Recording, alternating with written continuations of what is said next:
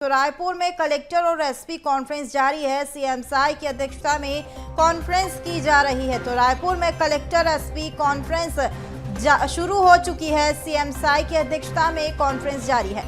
मुख्य सचिव, पुलिस महानिदेशक, संभागायुक्त और पुलिस महानिरीक्षक बैठक में शामिल हुए हैं। इसी के साथ ही कलेक्टर, पुलिस अधीक्षक सहित वरिष्ठ अधिकारी भी इस बैठक में मौजूद है। बैठक में जिले में कानून व्यवस्था समेत अपराधों की रोकथाम के लिए चर्चा की जाएगी।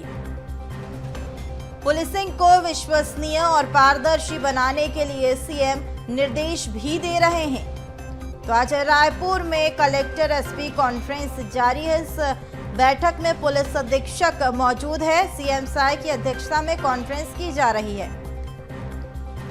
बैठक सुबह 10 बजे से लेकर शाम 6 बजे तक जारी रहेगी। इस बैठक में पुलिस अधीक्षकों को मुख्यमंत्री साई निर्देश देते हुए नजर आएंगे। तो कलेक्टर, पुलिस अधीक्षक सहित वरिष्ठ अधिकारी इस बैठक में शामिल हुए हैं। पुलिसिंग को विश्वसनीय और पारदर्शिता बनाने के लिए सीएम निर्देश भी दे रहे हैं। कलेक्टर एसपी कॉन्फ्रेंस जारी है। मुख्यमंत्री विष्णुदेव साई की अध्यक्षता में ये कॉन्फ्रेंस की जा रही है। प्रदेश की कानून व्यवस्था को लेकर इस बैठक में तमाम चर्चाएं की जाएगी। मुख्य सचिव, पुलिस महानिदेशक इस बैठक में मौजूद है। कलेक्टर, पुलिस अधीक्षक सहित वरिष्ठ अधिकारी भी बैठक में शामिल हुए हैं। इसी पर अधिक जानकारी के लिए रायपुर से संवाददाता शिवम दुबे जुड़ चुके हैं। शिवम, कलेक्टर एसपी कॉन्फ्रेंस जारी, इसमें कहीं ना कहीं प्रदेश की जो कानून व्यवस्था चरमरा गई थी उसको लेकर तमाम चर्चाएं और निर्देश देते हुए मुख्यमंत्री साई नजर आएंगे।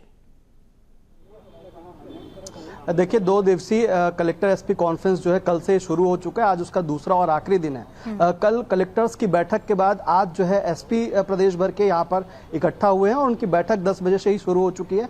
इसी में जो चर्चा की जाएगी वो कानून व्यवस्था को लेकर मुख्य रूप से चर्चा होगी।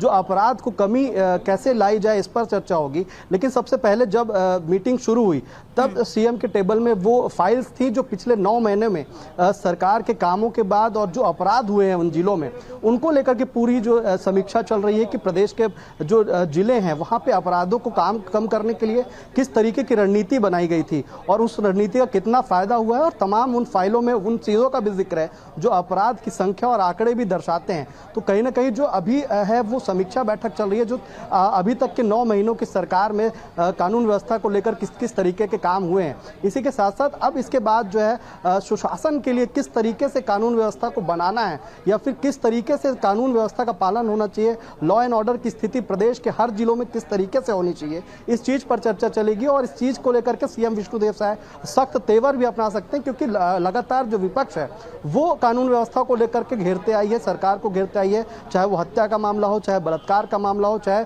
अन्य अपराध हो, इन सभी चीजों को लेकर के लगातार जो है सियासत भी छिड़ी थी।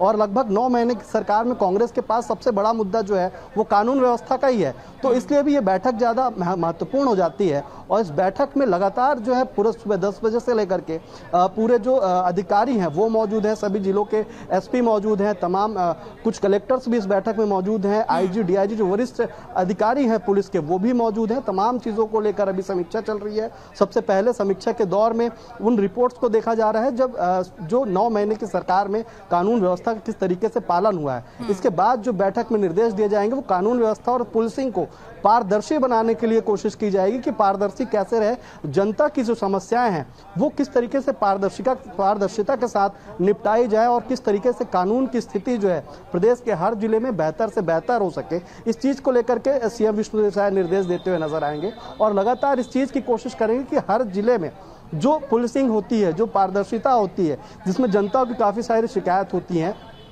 इस चीज़ को लेकर के भी वहाँ पे पुख्ता करने की ज़रूरत होगी कि जो जिले के एसपी हैं वो वहाँ की समस्या जो है वही निपटा लें और उस समस्या के लिए राजधानी में या फिर गृह मंत्री के बंगले के सामने आकर प्रदर्शन करने की ज़रूरत ना पड़े। इस चीज़ को लेकर भी पुख्ता करने की ज़रूरत होगी कि जो व्यवस्था बनाई जा रही है, जिसके लिए निर्देश दिए जा रहे हैं, वो पुख्ता से पुख्ता तरीके से अमल में लाए जाएँ। और जो सबसे बड़ी बात है जो आज की बैठक में जो की जाएगी, जो चर्चा होगी, वो नक्सलवाद को लेकर होगी, क्योंकि पिछले महीने ही 23 से 25 अगस्त तक केंद्रीय जो गृह मंत्री अमित शाह वो भी दौरे पर आए थे।